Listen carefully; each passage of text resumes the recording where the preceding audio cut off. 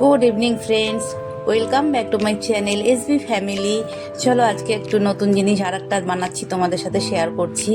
সেটা হচ্ছে এখন আমি যেটা করছি দেখতে পাচ্ছ তোমরা, এটা হচ্ছে দুধটা জাল দিচ্ছি এবং একটু ক্যারামেল দিয়ে দিয়েছি যাতে একটু কালারটা ভালো হয়, দইয়ের মতো দেখতে লাগে। তো এই বাটির দুধটা বয়েল করছি এবং করে হালকা উষ্ণ গরম অবস্থায় আমি এই যে নামিয়ে নিচ্ছি। একটু হালকা ঠান্ডা হলে তারপরে আমি এটা দিয়ে দই পাতবো, তো তোমাদের সাথে শেয়ার করব।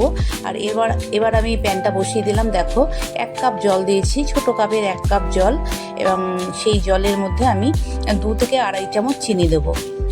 এই দেখো 2 থেকে আড়াই চামচ চিনি দেবো। এটা আমি তৈরি করছি একটা রোজ জেলি। হ্যাঁ, রোজ জেলি।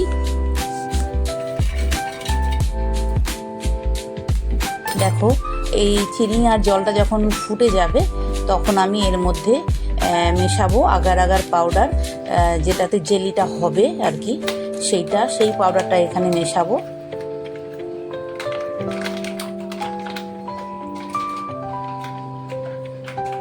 একটু ফুটতে দিচ্ছি, এই যে ফোটা স্টার্ট হয়ে গেছে। দেখো আমি এখন জেলি পাউডারটা 1 চামচ মাপবো যাতে করে বেশি না পড়ে যায়। এই যে তোমাদের দেখাচ্ছি, দেখো এই যে আগার আগার পাউডার, এটার এই টিস্পুনটার 1 চামচই দেবো, কিন্তু 1 কাপ জলের জন্য 1 কাপ জলে 1 চামচই লাগবে। এরপর এটাকে ভালো করে চিনির সাথে ভালো করে মিশিয়ে নেব।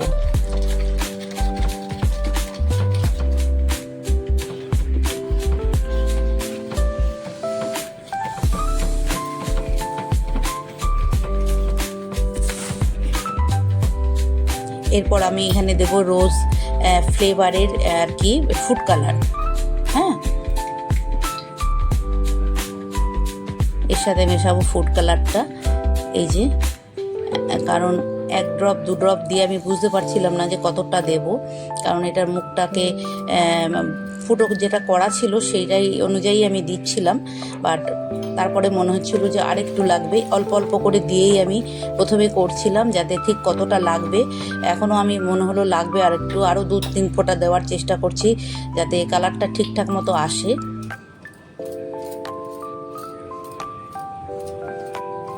এই যে দেখো, হ্যাঁ এরপর মনে হয় কালারটা ঠিকঠাক আসবে। একদম রেড কালার হয়েছে। তো এই রেড জেলিটা আমি বানিয়ে নিচ্ছি। তারপরে আমি কি বানাবো দেখবে তোমরা। আজকে পুডিং বানাবো, একটা ক্যারামেল এই দিয়ে জেলি পুডিং। আচ্ছা, আমি দই পাত্রে নিয়ে চলে এসেছি। দেখো এই যে হোয়াইট কালারের বলটা, এখানে আমি একটুখানি দই দিয়ে দিয়েছি আগে, তারপরে এই দুধটা ঢেলে দিচ্ছি। আমি দুধটা ঢেলে দিয়ে ভালো করে নাড়িয়ে এটাকে ঢেকে ভালো করে ক্যাসরোলের মধ্যে রেখে দেবো। তাহলেই সুন্দরভাবে দইটা জমে যাবে। এটা আমি দইটা পেতে নিলাম, যেহেতু ক্যামেরাটা চলছে যে একসাথে কাজ করতে, দইটাও পাততে হবে, তো আমি এটাও এই একসাথেই করে নিলাম। তো চলো দেখো, দইটা নাড়িয়ে দিলাম ভালো করে, যেই শাঁসটা দিয়েছিলাম তার সাথে নাড়িয়ে দিলাম। এবার আমি এটা ক্যাসরোলে রেখে দেবো দই পাতার জন্য। তো এই যে তোমাদের দেখাচ্ছি একটু। আচ্ছা, এরপর দেখো আমি আবার গ্যাসটা জ্বালিয়ে দিলাম। আমি জেলিটা একটা পাত্রে দিয়ে ফ্রিজে রেখে এলাম যাতে করে খুব তাড়াতাড়ি ইয়েটা হয়, জেলিটা জমে যায়, কারণ বাইরে রাখলেও জেলিটা জমে যাবে। তো সেই জন্য আমি ভাবলাম যে না, ফ্রিজে রেখে দিই, ফ্রিজে রাখলে খুব তুরন্ত জমে যায়, একদম সঙ্গে সঙ্গে জমে যাবে।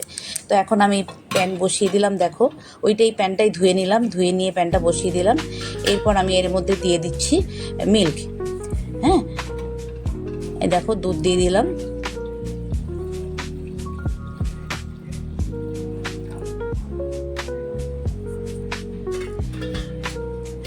আর এই দুধটার মধ্যে দিয়ে দেবো একটুখানি, আর ওই যে পাশে বাটিটার গুলছি দেখছো, ওটা আছে কর্নফ্লাওয়ার। হ্যাঁ, কর্নফ্লাওয়ারটা ঠান্ডা জলে গুলে নিয়েছি আমি। ঠান্ডা জলে ভালো করে গুলে নিয়ে তারপরে দুধটা যখন ফুটবে তখন একটু একটু করে এটার সাথে মেশাবো। তার আগে সবার প্রথম একটু দিয়ে দিলাম নুন, সামান্য একটু নুন দিলাম যাতে টেস্টটা ভালো আসে। এরপর দিয়ে দেবো, এখানেও দিয়ে দেবো 2.5 থেকে 3 চামচের মতো চিনি।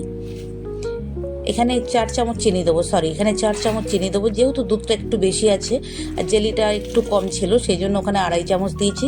এখানে বোধহয় 4 চামচই দেবো আমি।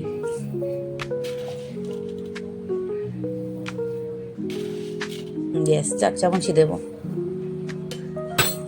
হ্যাঁ, আমি যেহেতু পরে ভয়েস দিচ্ছি তো ওই জন্য ভুলে গেছি কতটা দিয়েছিলাম।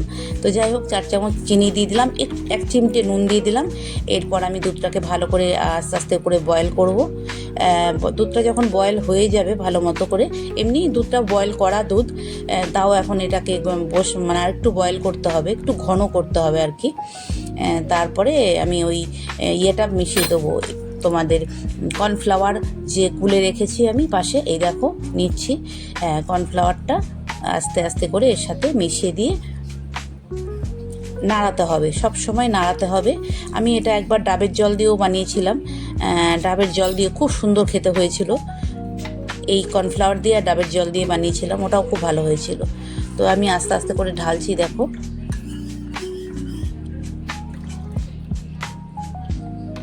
এইটা তো সঙ্গে সঙ্গে এক্ষুনি গাঢ় হয়ে যাবে, দেখো তোমরা, একদম ঠিক হয়ে যাবে। তো আমি এর মধ্যে এটা আস্তে আস্তে নাড়াতে নাড়াতে গিয়ে জেলিটা হয়েছে নাকি দেখে এলাম, এবং জেলিটা দেখলাম হ্যাঁ হয়ে গেছে। দেখো তোমাদের দেখাবো আমি এখনই। এটা একদম ফ্লেমটা স্লো করে দিয়েছি যাতে করে খুব তাড়াতাড়ি শক্ত না হয়ে যায়। এখন দিয়ে দিচ্ছি একটু ভ্যানিলা এসেন্স, একটু ভ্যানিলা এসেন্স দিয়ে দিচ্ছি, দেখো এই যে অল্প করে ভ্যানিলা এসেন্স দিয়ে দিচ্ছি।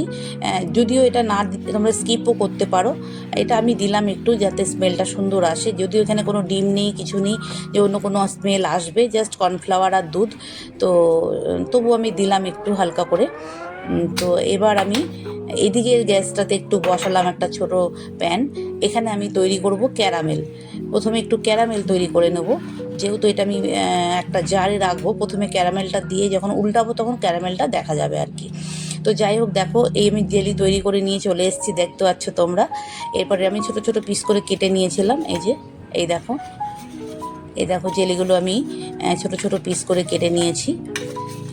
এরপর আমি এই জেলিগুলো যে পাত্রটায় করব সেই পাত্রটার মধ্যে প্রথমে ক্যারামেলটা দেব।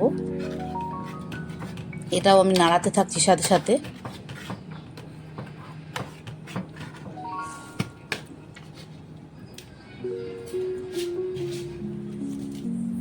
দেখো একটু ক্যারামেল বানাচ্ছি, তার জন্য আমি দিয়ে দিলাম 1.5 চামচের মতো চিনি, 1.5 চামচ চিনি দিলাম। টোটাল লাগলো আমার এদিকে 4 চামচ, 2.5 চামচ আর 1.5 চামচ। এইটুকু চিনির মধ্যে কিন্তু বানিয়েছি, একটু কম মিষ্টি দিয়েই বানিয়েছি, যেহেতু মিষ্টি খাওয়াটা এখন একটু কমিয়ে দিয়েছি আমরা সবাই। তো একটু মিষ্টি না হলেও হবে না, সেই জন্য যতটা মিনিমাম যতটুকু না দিলে নয় ততটুকু মিষ্টি দিয়েই বানিয়েছি। আর তোমরা একটু বেশি মিষ্টি দিয়ে খেতে চাইলে অবশ্যই বানাতে পারো, অসুবিধে নেই। যে যেমন খেতে পছন্দ করবে তারা তো সেরকমভাবে বানিয়ে খাবে। তো এই ক্যারামেলটা আমি তৈরি করছি, দেখো। ভালো করে ক্যারামেলটা গলে গেলে পরে তারপরে আমি আমার যে পাত্রটায়, যেই জারটায় আমি এটাকে সেট করব, সেইখানে প্রথমে ক্যারামেলটা দিয়ে দেবো। তারপরে আমি জেলিগুলো টুকরোগুলো একটু একটু করে সাজিয়ে নেব। তারপরে আমি অল্প অল্প করে কীভাবে করছি চলো তোমরা দেখতে থাকো।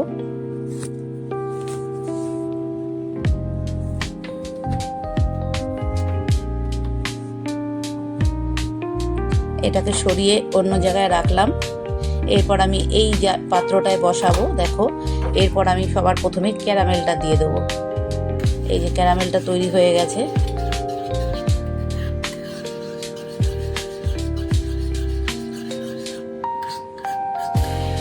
একটু ঠান্ডা করে নিচ্ছি যাতে করে একটু গাঢ় মতো হয়ে যায়, হয়েও গেছিলো একটু গাঢ় মতো।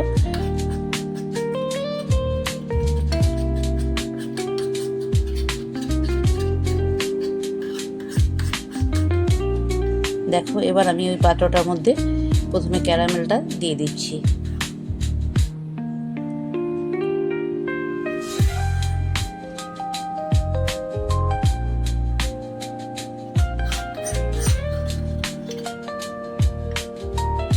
একটু সাইড সাইড দিয়ে দেওয়ার চেষ্টা করছি আমি, দেখতে ভালো হবে ওই জন্যে।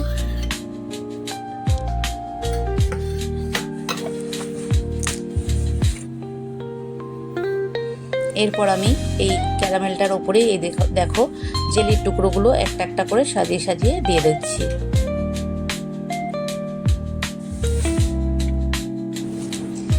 এই দেখো আমি এবার আমি জেলির টুকরোগুলো একটু সাইডে সাইডে দিয়ে দিচ্ছি যাতে করে যখন এটা উঠবে দেখতে ভালো লাগবে। তবে হ্যাঁ, জেলির টুকরোগুলো আর একটু ছোট কাটলে বেশি ভালো হতো, বাট আমি একার হাতে করেছি তো আর একটু একসাথে বসিয়ে দিয়েছিলাম এই জিনিসটা, তো সেই জন্যে আমি একটু বড় কাটা হয়ে গেছে। একটু ছোট কাটলে বেশি ভালো হতো।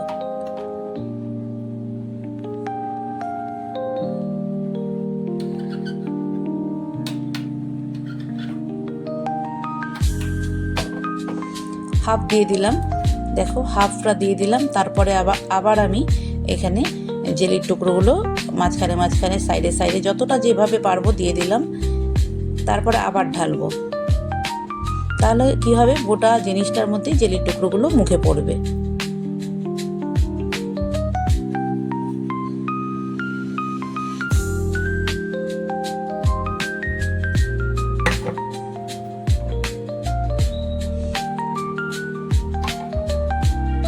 এই দেখো মোটামুটি হয়ে গেছে। এরপর যেটুকু আর জেলি বেঁচে আছে সেটুকুই আমি আবার দিয়ে দেবো এর উপরে।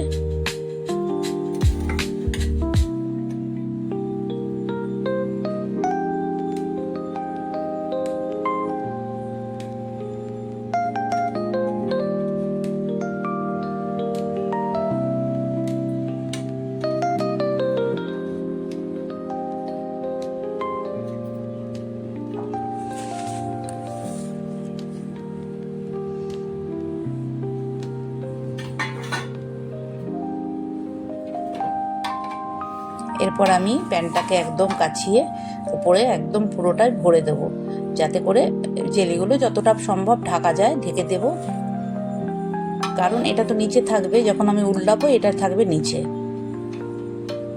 আর জেলিগুলো একটু সমান করে দিতে হবে। এই পাশটা ঘুরিয়ে নিলাম যাতে আমার ওই দিকে ক্যামেরাটা রয়েছে, আমার করতেও অসুবিধা হচ্ছিল, যার জন্য আমি প্যানটাকে এইদিকে ঘুরিয়ে নিলাম। দেখো যতটা পেরেছি আমি একদম টুকরো করে এটাকে একদম কাভার করে দিয়েছি, হয়ে গেল দেখো। এরপর আমি এটাকে ফ্রিজে রেখে দেবো। 2 থেকে 3 ঘন্টা ফ্রিজে রাখলেই কিন্তু একদম সুন্দর এটা সেট হয়ে যাবে। এই যে তোমাদের দেখাচ্ছি, দেখো দেখতে এমন হয়েছে, আর খেতেও দুর্দান্ত হয়েছিল। দেখো তোমরা, এই দেখো ক্যারামেলটাও দেখা যাচ্ছে, জেলি টুকরোটাও দেখা যাচ্ছে, মিষ্টি পুডিং ভীষণ ভালো হয়েছে। আমার আপাতত এটা হয়ে গেল, সেজন্য তোমাদের থাম দেখালাম। এবার আমি ফ্রিজে রেখে দিয়েছি, এবং ফ্রিজে রাখার পর কেমন জিনিসটা এলো সেটা তোমাদের সাথে শেয়ার করছি। দেখো এই যে আমি একটা প্লেটে নিয়ে এটাকে উল্টালাম, আর জেলির টুকরোটা পরিমাপ থেকে একটু বেশি হয়ে গেছিলো, কিন্তু দেখতেও ভালো হয়েছিল, খেতেও ভালো হয়েছিল। তো আমি জেলির টুকরোগুলো একটু কম হলে বেশি, আর একটু ছোট হলে বেশি ভালো হতো। আরও ছোট বারিক করে কাটবে তোমরা, হ্যাঁ একদম ছোট একদম স্কোয়ার করে কাটবে। আমার জেলির টুকরো কাটাটা একটু বড় হয়ে, এই দেখো জেলিতে আটকে যাচ্ছে বলে জিনিসটা একটু ফেটে যাচ্ছে। হ্যাঁ, এইটা যদি একটু ছোট কাটা হতো জেলি টুকরোটা, তাহলে কিন্তু এটা প্রবলেমটা হতো না। তো যাই হোক, আলটিমেট আমি বানাতে পারলাম এরকম। বাচ্চারা, আমার ছেলে খেতে খুব ভালোবাসে এই পুডিংটা, তো তাকে বানিয়ে দিলাম, আর খুব খুশি খেয়েছে, আর দেখতে খুব সুন্দর হয়েছিল, খেতে তো ভালো হয়েই ছিল। অবশ্যই তোমরা এইভাবে বানাবে। আমি যেটা বললাম, যেটা জেলির টুকরোগুলো একটু ছোট কাটবে, তাহলেই কাটতে যেটা অসুবিধা হচ্ছে আমার, সেটা আর হতো না। এই দেখো ভেতরটা একদম ধবধবে হোয়াইট, আর ওপর দিকটা হালকা ক্যারামেল আর এবং জেলি দিয়ে খুব সুন্দর লাগছে দেখতে। চলো, ভালো লাগলে